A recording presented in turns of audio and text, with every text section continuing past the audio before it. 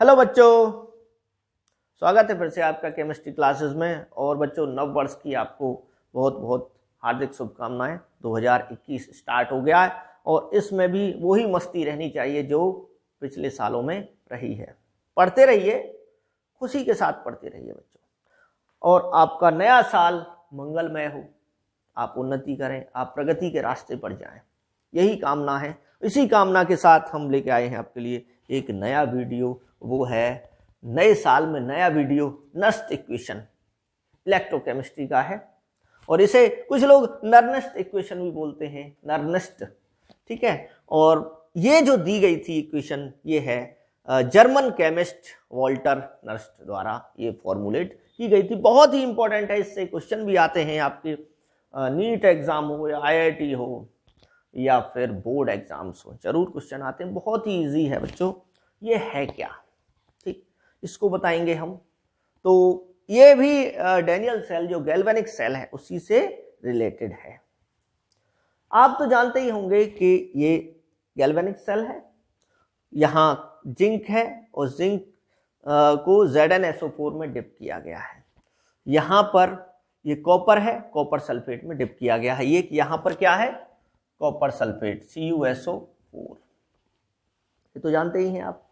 तो अगर हम बात करें सेल रिएक्शन की, थोड़ा सा इसको समझा देते हैं नेक्स्ट इक्वेशन समझाने से पहले, कि इस पे जो होता है एक्चुअल में ये क्या है। यहाँ देखिए कैथोड है, कैथोड पर क्या होती है reaction, Cu2 plus 2 electron copper, ठीक। और थोड़ा सा बड़े में बना देता हूं इसको मैं, Cu2 प्लस 2 इलेक्ट्रॉन Cu, यानी ये कॉपर सल्फेट का जो कॉपर आयन है ये रॉड पर जाता है, इलेक्ट्रॉन लेके कॉपर में कन्वर्ट हो जाता है। तो यहां पर क्या हुआ आपका, रिडक्शन। क्या हो रहा है, रिडक्शन, इलेक्ट्रॉन एक्सेप्ट हो रहे हैं।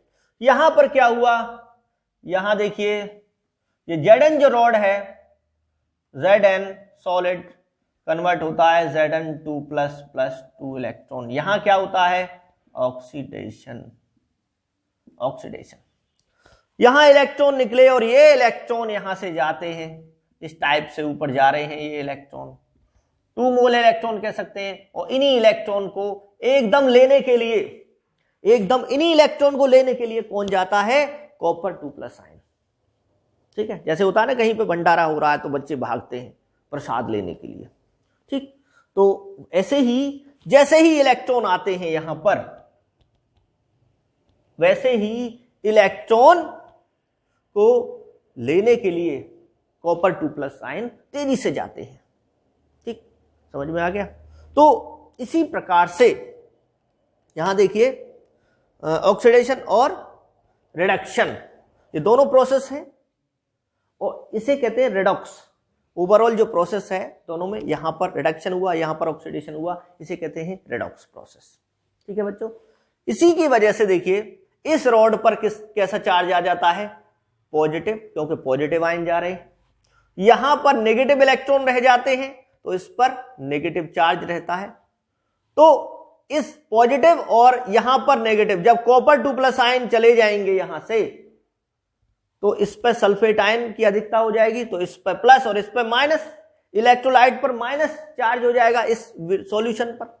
ऐसे यहां पर नेगेटिव इस रॉड पर, तो इस पर पॉजिटिव, और दोनों के बीच ये रॉड और ये इलेक्ट्रोलाइट, इसके बीच इलेक्ट्रोड पोटेंशियल डेवलप होता है, जिसे हम इलेक्ट्रोड पोटेंशियल बोलते हैं। इसे बोलेंगे रिडक्शन पोटेंशियल, इसे बोलेंगे ऑक्सीडेशन पोटेंशियल, यही बोल सकते हैं हम। जैसे यहां पे क्या बोलेंगे, Cu2+/Cu, यानी Cu2+ से क्या बन रहा है, Cu, क्लियर। इसका क्या हो गया, ये इलेक्ट्रोड पोटेंशियल कैथोड का।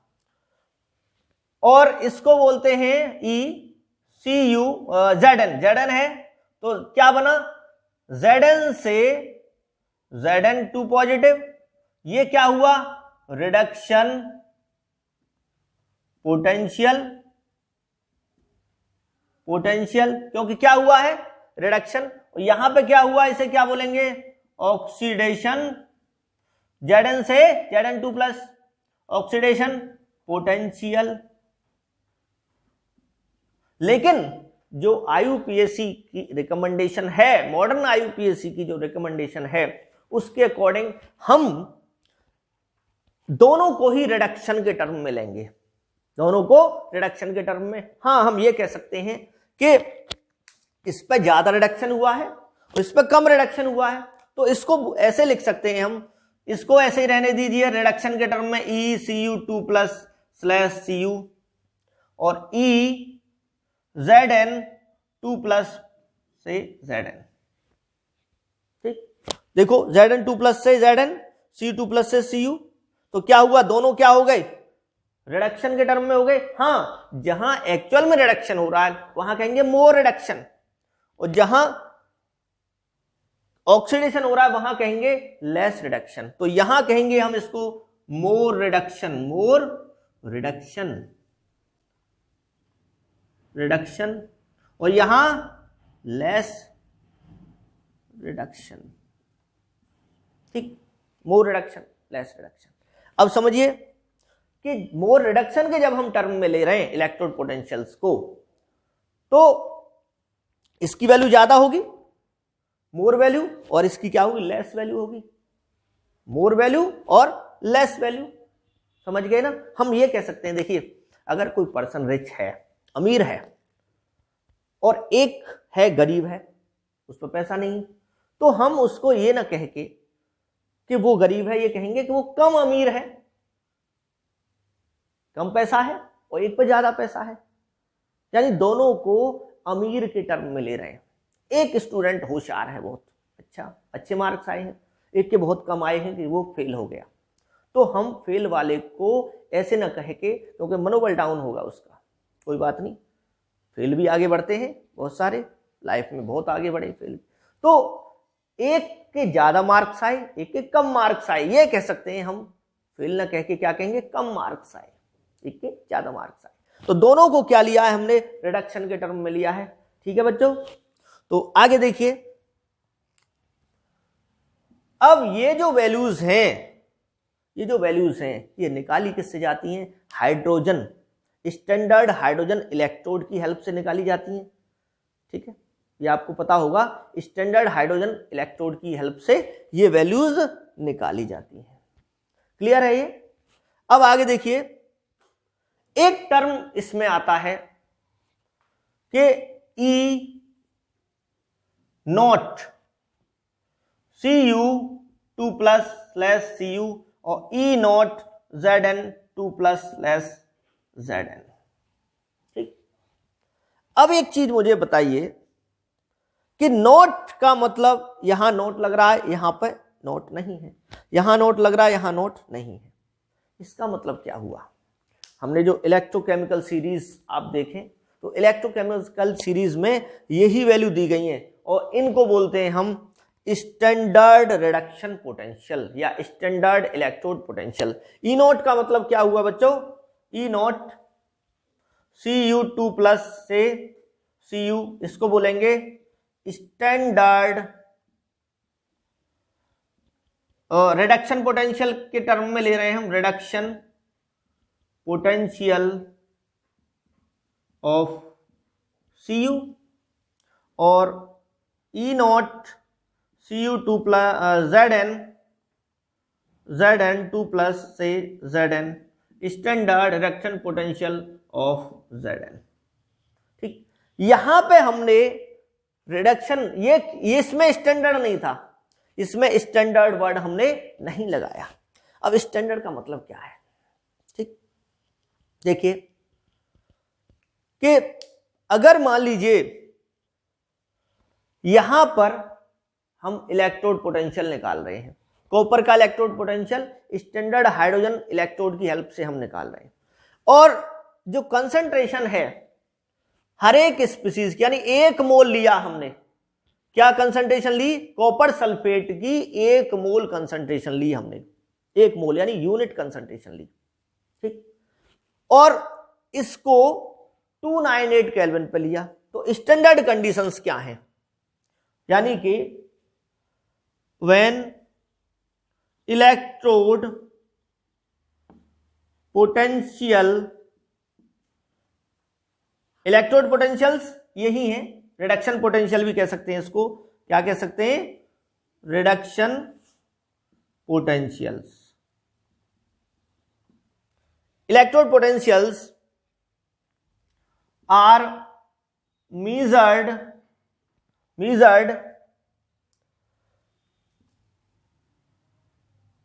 at standard conditions, then they are called standard reduction potentials और स्टैंडर्ड ईएमएफ भी कह सकते हैं उसको, पोटेंशियल्स। तो बच्चों इसका मतलब क्या हुआ, देखिए स्टैंडर्ड कंडीशंस हैं क्या, स्टैंडर्ड कंडीशंस देखिए 1 मोल यानी 1 मोल पर लीटर, ये क्या होनी चाहिए, कंसंट्रेशन, ठीक, 1 मोल कंसंट्रेशन, 1 मोल पर लीटर कंसंट्रेशन, यानी कंसंट्रेशन ऑफ आयंस 1 मोल पर लीटर, आयंस की कंसंट्रेशन क्या हो, 1 मोल पर लीटर। और टेम्परेचर होना चाहिए 298 केल्विन। और अगर कोई गैसियस स्पीसीज है, pressure of gaseous species 1 bar pressure होना चाहिए उसका, ये प्रेशर की यूनिट होती है बार, ठीक है बच्चों। तो ये अगर इन कंडीशंस पे, यानी आयंस की कंसंट्रेशन 1 मोल पर litre, temperature 298, pressure of gaseous, अगर कोई गैसियस स्पीसीज है उसका भी जैसे हाइड्रोजन गैस है वो पार्टिसिपेट कर रही है इलेक्ट्रोड रिएक्शन में, तो उसका 1 बार होना चाहिए प्रेशर। तब जो मेजर होता है तब उसे कहते हैं स्टैंडर्ड इलेक्ट्रोड पोटेंशियल। कॉपर के केस में कॉपर का स्टैंडर्ड रिएक्शन पोटेंशियल, और जिंक के केस में जिंक का स्टैंडर्ड इलेक्ट्रोड पोटेंशियल या रिडक्शन पोटेंशियल हम कहते हैं। समझ में आ गया। अब देखिए ये स्टैंडर्ड वैल्यूज हैं, ठीक। अब इसको हम यहां से बच्चों इसको नोट कर लिया हो आपने, तो मैं इसको हटा देता हूं, ठीक है। अब एक चीज समझिए कि यहां पर कॉपर 2 पॉजिटिव और SO4 2 नेगेटिव है इलेक्ट्रोलाइट में। 1 मोल पर लीटर कब बनेगा ये, कि जब 1 mole copper sulphate total 1 litre solution में प्रेजेंट हो, 1 मोल, ठीक है। ऐसे ही जिंक का कब बनेगा यूनिट कंसंट्रेशन, 1 मोल। 1 मोल ZnSO4, 1 मोल यहां SO4 भी होगा, 1 मोल ZnSO4 डिसॉल्व हो 1 लीटर सॉल्यूशन में। सॉल्यूशन किस में बना रहे हैं, वाटर में, ठीक है। तो वो मोलर कंसंट्रेशन हो जाएगी, तो कंसंट्रेशन 1 मोल कंसंट्रेशन होनी चाहिए। दूसरा, ये जो सेटअप है पूरा, ये जो लिया गया है, हम मेजर कर रहे हैं, ये 298 केल्विन पे लिया जाए, ठीक। ऐसा नहीं आप हीट करने लगे हो, नहीं, गर्म नहीं करना है, वहां पे जैसे रूम टेम्परेचर है लगभग उतना ही रहना चाहिए। तो इसके बाद प्रेशर आप जानते ही, कोई गैस है तो हाइड्रोजन गैस अगर पास कर रहे हैं स्टैंडर्ड हाइड्रोजन इलेक्ट्रोड में, तो वहां 1 बार रहना चाहिए गैसियस स्पीसीज में, ठीक। उस समय जो स्टैंडर्ड वैल्यूज आएंगी, इलेक्ट्रोकेमिकल सीरीज में दे रखी हैं वैल्यूज, स्टैंडर्ड वैल्यू वो है 0.34 वोल्ट, इसकी 0.34 वोल्ट, और इसका है -0.76 वोल्ट। क्योंकि यहां पे ज्यादा रिडक्शन हो रहा है तो ज्यादा वैल्यू आएगी, यहां कम रिडक्शन हो रहा है तो कम वैल्यू आएगी। क्लियर। अब देखो बच्चों क्या होगा कि अगर हम पूरे सेल का निकालें, ये स्टैंडर्ड वैल्यूज हैं, पूरे सेल का अगर हम निकालेंगे E0 सेल या EMF, तो E right, E standard right minus E standard left, ठीक।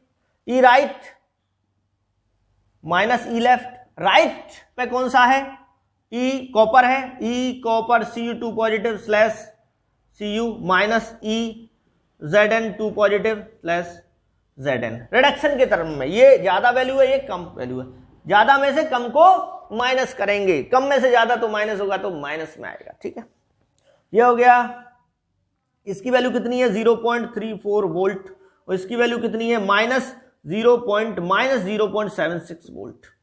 तो ये माइनस माइनस क्या हो गया प्लस, प्लस का 1.1 वोल्ट निकल के आता है। ये जिंक कॉपर सेल के लिए आ गया। और देखिए ये जो वैल्यू है यहां पर हमें वोल्ट मीटर पर जो रीडिंग दिखाई देगी वो 1.1 वैल्यू, तो ये स्टैंडर्ड वैल्यू है। ये क्या है, स्टैंडर्ड वैल्यू है, समझ में आ गया। इसका रिडक्शन पोटेंशियल माइनस इसका रिडक्शन पोटेंशियल, इसका जो रिडक्शन पोटेंशियल स्टैंडर्ड जो निकाला गया वो स्टैंडर्ड हाइड्रोजन इलेक्ट्रोड की हेल्प से निकाला गया, इसका भी स्टैंडर्ड हाइड्रोजन इलेक्ट्रोड की हेल्प से निकाला गया है।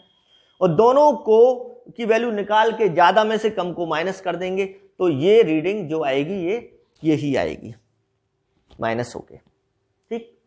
ये कब है, कब है बच्चों, ये जब इसकी कंसंट्रेशन 1 मोलर है कॉपर सल्फेट की, ZnSO4 की भी क्या है 1 मोलर है और दोनों को 298 केल्विन पे लिया गया है, तब ये वैल्यू निकल के आती है स्टैंडर्ड। अब एक प्रॉब्लम आई कि चलो स्टैंडर्ड वैल्यू तो हमने निकाल ली 1.1, लेकिन अगर इससे अलग है कुछ कंसंट्रेशन, यहां पर 1 मोलर ना होके कोई और कंसंट्रेशन है, कोई और कंसंट्रेशन है, 1 मोलर ना होके आधा मोल है, 0.25 मोल है या 2 मोल है, तो फिर कौन सी वैल्यूज निकलेंगी, उनको कैसे निकाला जाए। ऐसे तो आपने स्टैंडर्ड वैल्यू तो निकाल ली इस तरह से, लेकिन जब कंसंट्रेशन 1 मोल पर लीटर ना हो तब कैसे करोगे, तब उसको कैसे निकालेंगे, 1 मोल पर लीटर जब नहीं होती है तब। तो किसी भी कंसंट्रेशन पे अदर देन 1 मोल पर लीटर कंसंट्रेशन जो इलेक्ट्रोड पोटेंशियल्स हैं वो कैसे निकालेंगे, उसके लिए नर्स्ट इक्वेशन दी गई है। क्या दी गई है, नर्स्ट इक्वेशन, ठीक है। तो देखिए बच्चों यहां मैं लिखे देता हूं कि इसको देखिए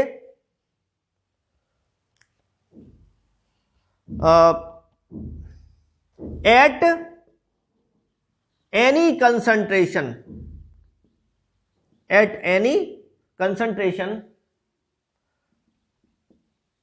other than at any concentration other than छोड़िए किसी भी at any concentration the electrode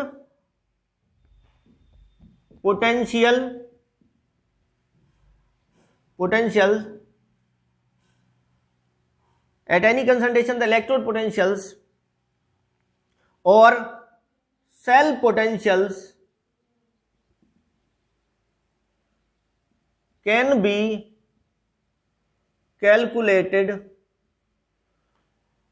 with the help of Nernst equation, Nernst equation, ठीक है ना, किसी भी कंसंट्रेशन पे। और वो इक्वेशन क्या थी, E है E cell minus is equal to E not cell minus 0 minus RT upon NF ln cube reaction coefficient. Q क्या होता है, क्यू अगर कोई भी रिएक्शन हो रही है तो किसी भी टाइम पे अगर हम किसी भी समय पर प्रोडक्ट की कंसंट्रेशन यानी मोल्स पर लीटर उसके अपॉन रिएक्टेंट की कंसंट्रेशन, ये क्या होती है रिएक्शन कोएफिशिएंट, ठीक। तो ये है ये इक्वेशन, इसको लॉग में ओपन कर देंगे। अब इसको बनाया कैसे, किस तरीके से ये आती है, इक्वेशन। ठीक है बच्चों, ये किस तरीके से रिएक्शन लाई गई इसको हम देखेंगे। और अगर लॉग में वैल्यू भी निकाल सकते हैं, इसको लॉग में वैल्यू निकाल सकते हैं, तो ये कैसे आती है रिएक्शन, इसको देखिए। ये पूरे सेल के लिए है, पूरे सेल के लिए है। अगर हम इसको किसके लिए लिखते हैं, इंडिविजुअल इलेक्ट्रोड के लिए लिखते हैं, इसके लिए तो भी ये लिखी जा सकती है। तो समझिए किसी भी कंसंट्रेशन पे निकालने के लिए। अब नेक्स्ट इक्वेशन क्या करती है, next equation is an equation that relates the reduction potential of an electrochemical reaction.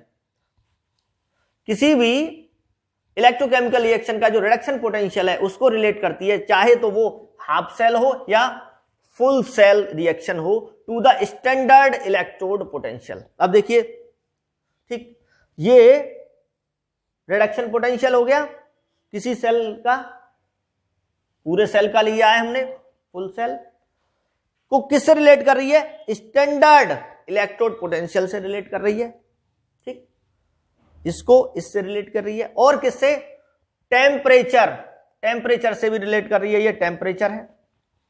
ठीक, and concentration of species undergoing reduction and oxidation. और कंसंट्रेशन, जिनका रिडक्शन हो रहा है, जिन स्पीसीज का जिनका ऑक्सीडेशन हो रहा है, उनसे रिलेट कर रही है। तो ये जो टर्म है LnQ, ये उसी से रिलेटेड है। जैसे इसको देखिए, यहां पर अगर मैं रिएक्शन लिखता हूं तो क्या बनती है reaction, Zn solid plus copper 2 plus Zn2 plus plus copper solid, ये है। तो इसके लिए अगर मैं Q निकालता हूं किसी भी टाइम पर, तो इसकी कंसंट्रेशन प्रोडक्ट की सॉलिड है, Zn2 पॉजिटिव की कंसंट्रेशन अपॉन Zn सॉलिड की कंसंट्रेशन और कॉपर आयन की कंसंट्रेशन, इस तरह से। ठीक, तो मैं इस Q की वैल्यू को यहां पर रख सकता हूं, Q की वैल्यू को, ये कंसंट्रेशन को, तो ये वैल्यू कंसंट्रेशन जो है उनसे भी रिलेट हो रही है।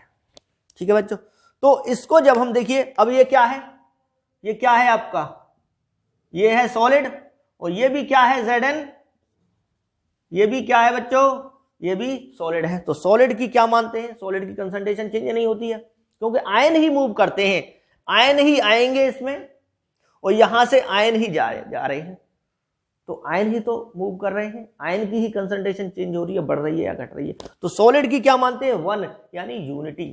तो यहां सॉलिड की 1 हो गई, यहां सॉलिड की 1 हो गई, कॉपर सॉलिड जिंक सॉलिड दोनों की क्या हो गई, 1 हो गई। तो इसको यहां से क्या करेंगे, हम ऐसे लिख सकते हैं, Q is equal to Zn2 plus upon copper 2 plus. क्यों कि इनकी क्या हो गई, 1। अब इस वैल्यू को उठा के आप यहां रख सकते हो। इस वैल्यू को उठा के कैसे रखेंगे, यहां से अब हम इसको बच्चों हटा देते हैं। ठीक है, तो इसको दोबारा से, ये भी आपने कर लिया है, तो इसको यहां से हटाते हैं। नेक्स्ट इक्वेशन चल रहा है। ठीक, थोड़ा बोर्ड क्लियर हो जाएगा तो अच्छे से समझने में हेल्प मिलेगी। ठीक, देखिए यहां पर क्या होगा, देखो बच्चों, इसको E not cell minus E not cell is equal to, E not नहीं है, E है, E नॉट यहां पे है, E नॉट सेल, ये किसी भी कंसंट्रेशन पे है सेल का इलेक्ट्रोड पोटेंशियल, और ये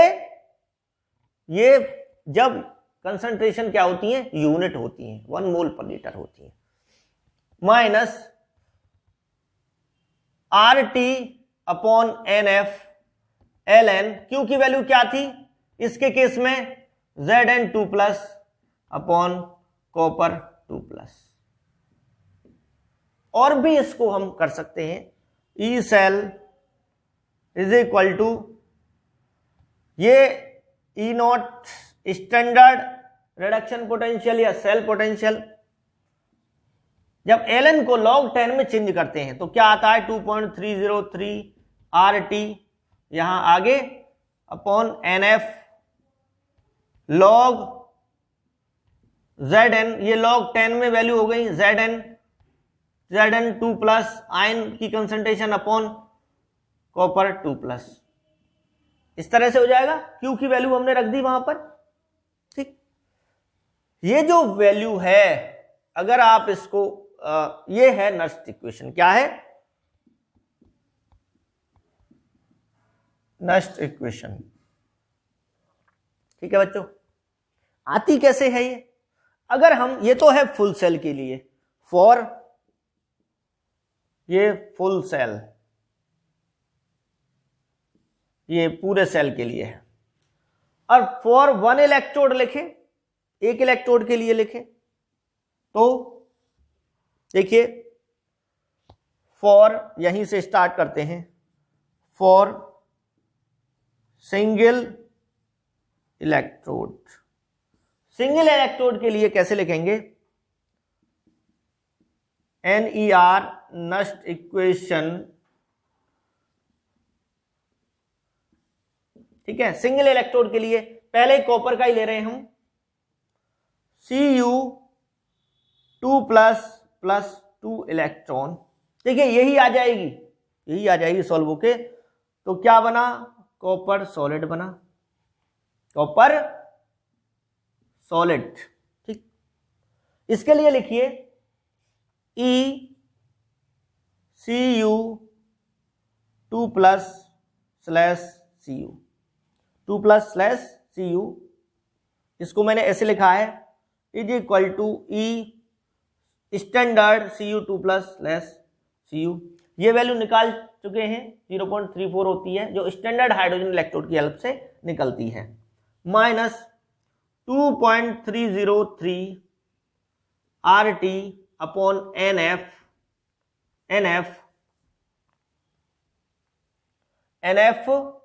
log 10। अब देखिए यहां पर प्रोडक्ट अपॉन रिएक्टेंट, यही तो लेके जाएंगे, प्रोडक्ट की कंसंट्रेशन अपॉन रिएक्टेंट की। तो कॉपर सॉलिड की क्या होती है? 1 माना है, तो 1 अपॉन कॉपर आयन की कंसंट्रेशन, ये हो गया, इसको 1 मान लीजिए, ये 1 हो गया। ठीक है, ये हो गया। अब दूसरे के लिए लिखिए, ये किसके लिए है? Cathode, for cathode. अब देखिए फॉर एनोड, एनोड के लिए बच्चों क्या हो जाएगा? Zn। इस वाले को देखिए, और इसको भी किसके टर्म में लिखना है हमें? अगर इलेक्ट्रोड पोटेंशियल लिख रहे हैं तो रिडक्शन के टर्म में ही लेंगे। बेशक इसमें क्या हो रहा है? ऑक्सीडेशन हो रहा है, लेकिन लिखेंगे क्या? Zn 2 प्लस 2 इलेक्ट्रॉन, Zn यहां पर सॉलिड, ये हुआ। ठीक, अब देखिए इसको क्या कर सकते हैं? Zn 2 प्लस से Zn is equal to E not Zn 2 plus Zn minus 2.303 RT log 10। अब यहां सॉलिड है तो 1 अपॉन क्या हो गया? Zn 2 positive aqueous. ठीक, ये हो गया दूसरा। ये कौन सी हो गई इक्वेशन? दूसरी हो गई। ठीक है बच्चों, अब देखिए नेक्स्ट में क्या होगा? माइनस कर दीजिए। किस में से किसको माइनस करेंगे? Cathode minus anode. ठीक, तो देखिए कैथोड माइनस एनोड ज्यादा ये होती है,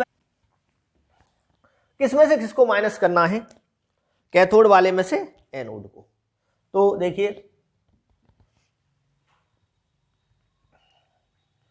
सब्सट्रैक्ट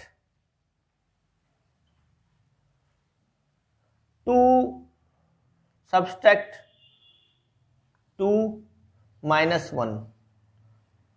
माइनस 2 1 माइनस 2। तो पूरे सेल का अगर हम निकालेंगे तो ई सेल बराबर क्या हो जाएगा? ई कैथोड माइनस ई एनोड, ये हो जाएगा। और ई कैथोड क्या है बच्चों, ई कैथोड क्या है इसमें, ई Cu 2 प्लस से Cu माइनस ई Zn 2 प्लस से Zn, यही तो है। अब इनकी वैल्यूज रख दो, इनकी वैल्यू रखोगे जब आप तो क्या हो जाएगा, इसकी वैल्यू क्या है बोलना, E cell is equal to, इसकी वैल्यू क्या है Cu2 प्लस से Cu, तो इसकी वैल्यू है ई नॉट Cu2 प्लस से Cu माइनस, इसकी वैल्यू पूरी लगानी पड़ेगी आपको, 2.303 RT upon NF, NF log 10 1 upon Cu2 plus, ठीक है।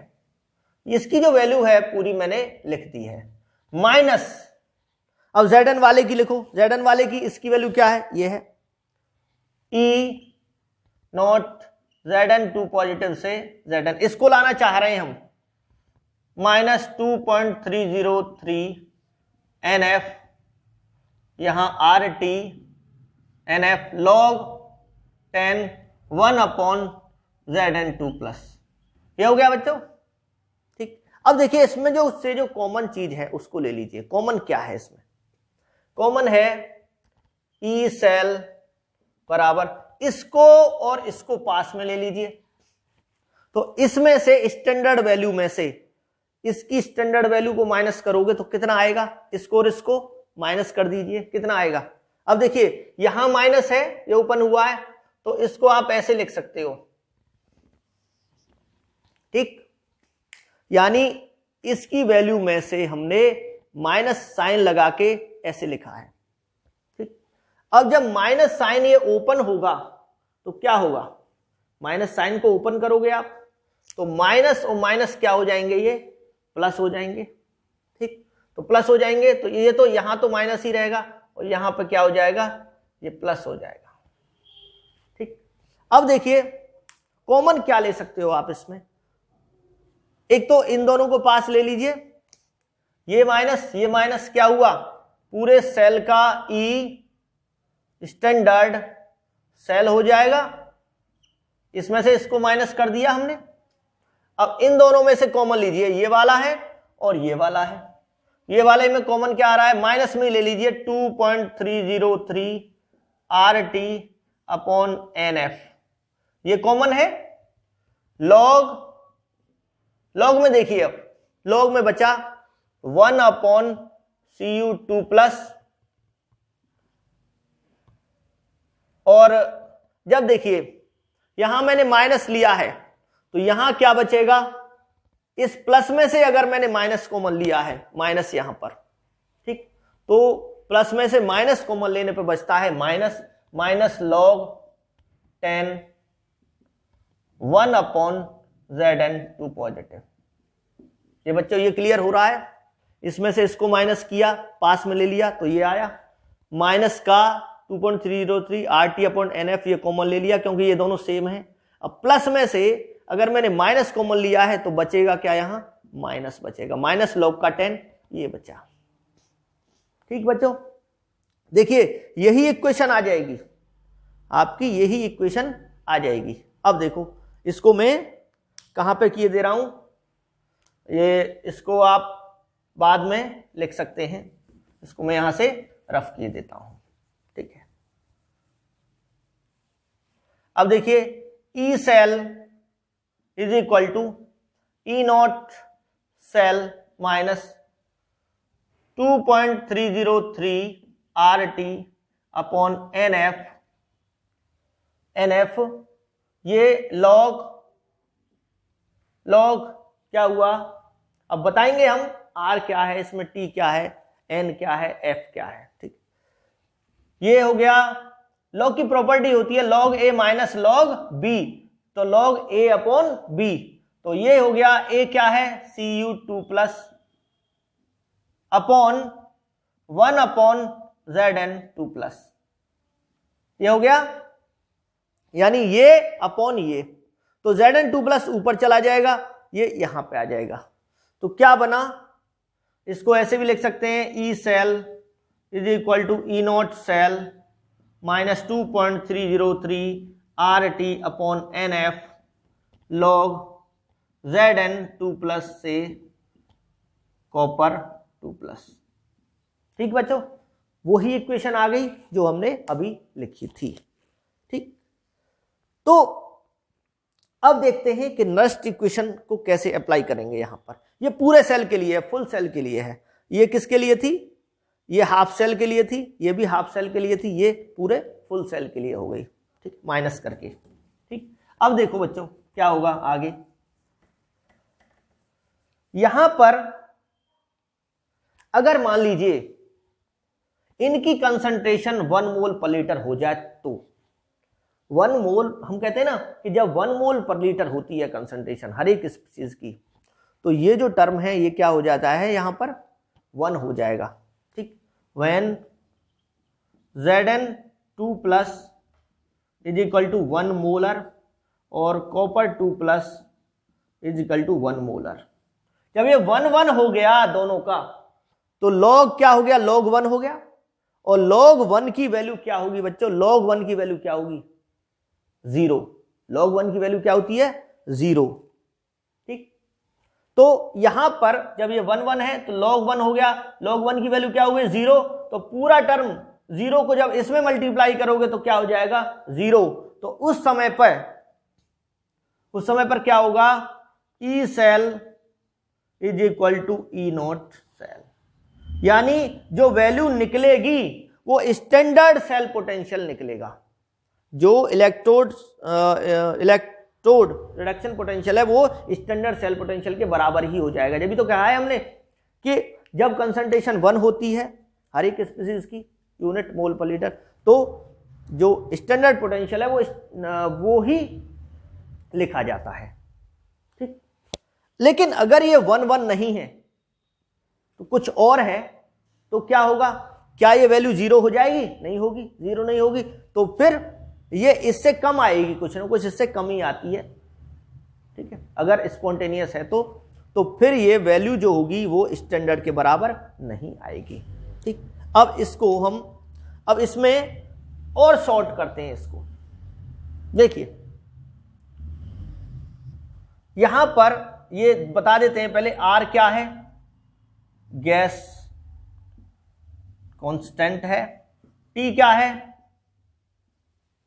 टेम्परेचर है, T टेम्परेचर है, N क्या है, N है कि number of moles of electrons that take part in the reaction, कितने इलेक्ट्रॉन निकल रहे हैं या कितने इलेक्ट्रॉन गेन हो रहे हैं, एक्सेप्ट हो रहे हैं, वो N की वैल्यू होती है। ठीक, तो यहां पर N क्या है, नंबर ऑफ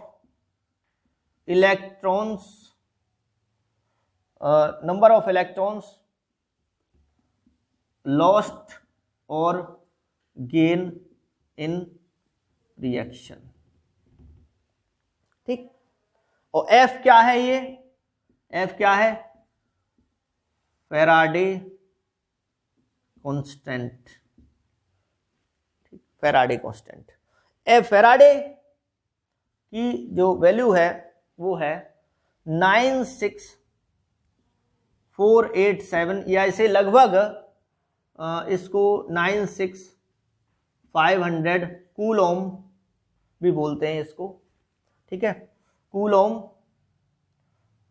पर मोल, कूलोम पर मोल, यानी ये जो होता है फैराडे, ये होता है 1 मोल इलेक्ट्रॉन का charge.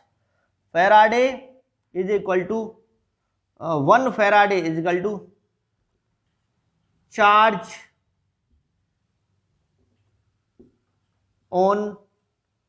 Of 1 mole electrons. 1 mole electron का चार्ज जो होता है वो क्या होता है, फैराडे होता है, और इसकी वैल्यू ये होती है। ठीक है बच्चों, तो ये सारी चीजें समझ में आ गई कि ये रिएक्शन है, नस्ट इक्वेशन है, इसको अप्लाई कर सकते हैं किसी भी कंसंट्रेशन पर इलेक्ट्रोड पोटेंशियल, सेल पोटेंशियल निकालने के लिए। अब इसको और सॉल्व करते हैं। अगर मान लीजिए R कांस्टेंट है, T भी कांस्टेंट हो जाए 298 केल्विन, F भी कांस्टेंट है, N केवल चेंज हो, तब इसको और भी सॉल्व किया जा सकता है। देखिए बच्चों क्या होगा, देखिए when R ये क्या है, कांस्टेंट है, और वैल्यू R की वैल्यू कितनी होती है 8.314 joule kelvin inverse mole inverse, R की वैल्यू रख दी। T क्या हो 298 केल्विन, जब 298 केल्विन हो T टेम्परेचर, F की वैल्यू क्या है 96500 या 487 भी कर सकते हो, 487 कूलोम पर मोल ये वैल्यू हो इसकी। ये वैल्यू कांस्टेंट हो गई, ये वैल्यू कांस्टेंट हो गई, ये वैल्यू कांस्टेंट हो गई, F भी कांस्टेंट हो गया। तब उस केस में क्या होगा, E cell is equal to E not cell minus, इन वैल्यूज को जब आप रखोगे इस पे R की जगह 8.314, टेम्परेचर 298 केल्विन, 298 केल्विन, ये 96487 यहां पे रखोगे तो N बचता है। N किसी में बहुत सारी रिएक्शन ऐसी है जिसमें किसी में 2 मोल का चेंज हो रहा है, किसी में 3 मोल का चेंज हो रहा है, किसी में 1 मोल का चेंज हो रहा है, तो N वैल्यू चेंज होती है, ठीक N, तो इसलिए N को हम वेरिएबल रखते हैं। तो ये इतना समझिए बच्चों, F इतने को जब हम सॉल्व करते हैं, इतने को सॉल्व करते हैं तो आता है 0.059 अपॉन N लॉग और Zn 2 plus upon copper 2 plus. ये हमने किस में निकाला है, Zn और कॉपर के केस में। अगर कुछ और है रिएक्शन तो उसमें यहां वैल्यू रख देंगे, यहां N की वैल्यू रख दीजिए, इसके केस में N की वैल्यू रख सकते हो। N की वैल्यू कितनी होती है यहां पर, इसको हटा दीजिए, अब N की वैल्यू कितनी होती है 2 है, 2 मोल इलेक्ट्रॉन का चेंज हो रहा है। जैसे आप रिएक्शन लिखते हैं Zn plus Cu2 plus Zn2 plus 2 electron, तो बच्चों कितने का चेंज हो रहा है, यहां से यहां कितने का चेंज हुआ 2 इलेक्ट्रॉन, 2 मोल इलेक्ट्रॉन, क्या बोलेंगे 2 मोल इलेक्ट्रॉन। यहां भी कितने का चेंज हुआ 2 मोल इलेक्ट्रॉन। तो N की वैल्यू क्या है यहां 2 है, यहां भी N की वैल्यू क्या हो जाएगी 2। किसी और के लिए वैल्यू चेंज कर सकते हो आप, ठीक है, जो भी वैल्यू आए उसको आप यहां पे रख देना बच्चों। तो बहुत ही अब तो आसान हो गया, इसकी कंसंट्रेशन देखिए, इसकी कंसंट्रेशन देखिए, ठीक। ये तो रही किसके लिए, Zn और कॉपर सेल के लिए। कोई और अगर मान लीजिए आता है, कोई और है, तो ये समझ में आ रहा है पूरा, कोई और है तो उसके लिए क्या करोगे, ठीक। देखते हैं बच्चों, 1-2 एग्जाम्पल देख लेते हैं और फिर नेक्स्ट इक्वेशन हमारी, उससे जो क्वेश्चन आएगा वो सारे हो जाएंगे। देखते हैं, यहां से भी हटाइए इसको। जैसे बच्चों ये है, कोई क्वेश्चन आपके लिए दे रखा है इसी टाइप से, जैसे निकिल है, निकिल सॉलिड है प्लस ये 2Ag प्लस, इसकी कंसंट्रेशन, क्योंकि सॉलिड की तो कंसंट्रेशन 1 होती है, आयन की कंसंट्रेशन आपको दे रखी है 0.002 मोल, 0.002 मोल इज इक्वल टू, यहां निकिल 2 प्लस, और इसकी भी जो कंसंट्रेशन दे रखी है आपको वो है 0. ये एनसीईआरटी का ही क्वेश्चन है आपका, 160 मोल है कंसंट्रेशन, प्लस 2Ag, ये सॉलिड हो गया। इसके लिए बच्चों आपको नेक्स्ट इक्वेशन लिखनी है, तो बहुत ही इजी है, डायरेक्ट पहले तो बैलेंस होनी चाहिए, यहां निकिल 1 है, यहां भी निकिल 1 है, चार्ज 2 पॉजिटिव है तो यहां भी 2 पॉजिटिव है, 2Ag है, 2Ag है, बैलेंस होनी चाहिए रिएक्शन। अब लिखते हैं E cell is equal to, E cell is equal to क्या हो जाएगा बच्चों, E नॉट सेल, इसमें और क्या दे रखा है, E नॉट सेल जरूर दे रखा होगा, E नॉट सेल यानी स्टैंडर्ड वैल्यू आपको क्योंकि फिक्स होती है तो 1.05 वोल्ट ये दे रखी है, 1.05 वोल्ट। ठीक, तो आपको क्या निकालना है, ई सेल निकालना है, ई सेल यानी ईएमएफ ऑफ सेल आपको कैलकुलेट करना है। ई नॉट स्टैंडर्ड वैल्यू दे रखी है और ये आपको निकालना है इसमें। तो ई सेल का फॉर्मूला नेक्स्ट इक्वेशन लिखिए, माइनस, और जनरली अगर न भी दे रखा हो टेम्परेचर, वैसे तो दे रखा होगा 298 केल्विन, अगर नहीं भी दे रखा है तो भी आपको 298 ही मानना है। तो जब 298 पे करोगे आप तो वैल्यू क्या आएगी, यही आएगी 0.059, 0.059 अपॉन n log 10 कितना हुआ, ये क्या हो गया, सॉलिड की क्या होगी कंसंट्रेशन 1, बचा ये, तो प्रोडक्ट की कंसंट्रेशन, इसकी कंसंट्रेशन अपॉन रिएक्टेंट की कंसंट्रेशन। ठीक है, देखिए तो प्रोडक्ट क्या है, ये तो 1 हो गया, सॉलिड की क्या हो गई 1, ये बचा, तो निकेल 2+ अपॉन ये इसकी क्या हो गई कंसंट्रेशन 1 हो गई, तो बचा ये, सॉलिड की 1 हो जाती है तो बचा ये, तो Ag, और Ag पर यहां कोफिशिएंट कितना लगा हुआ है, स्टोइकोमेट्रिक कोफिशिएंट वो है 2, तो 2 को यहां कर देते हैं। तो यहां पर 1 ही था, Zn और कॉपर के केस में क्या था 1 था, इसलिए वहां हमने नहीं पावर लगाई। तो जो भी यहां अगर पावर है, बैलेंस करने में पावर आ जाती है, तो वो ऊपर ये यहां पर स्टोइकोमेट्रिक कोफिशिएंट है तो उसको पावर के रूप में लगा देंगे। ठीक, बहुत आसान है।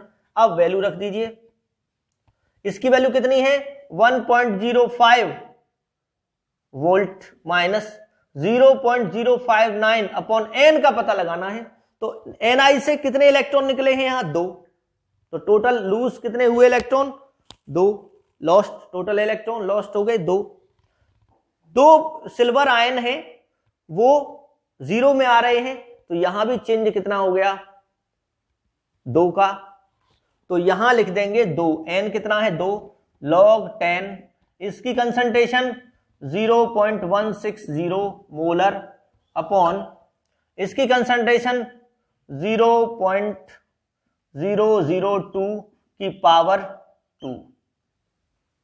ठीक है बच्चे, ये हो गया, यहां कोई पावर नहीं है इसलिए। ठीक, तो अब देखते हैं, इसको हम रफ किए देते हैं, इसका काम हो गया। अब आगे चलते हैं, इसका काम हो गया तो देखते हैं नेक्स्ट। देखो बच्चों क्या होगा, 1.05 वोल्ट माइनस ये जो वैल्यू निकल के आती है ये है 0.0295।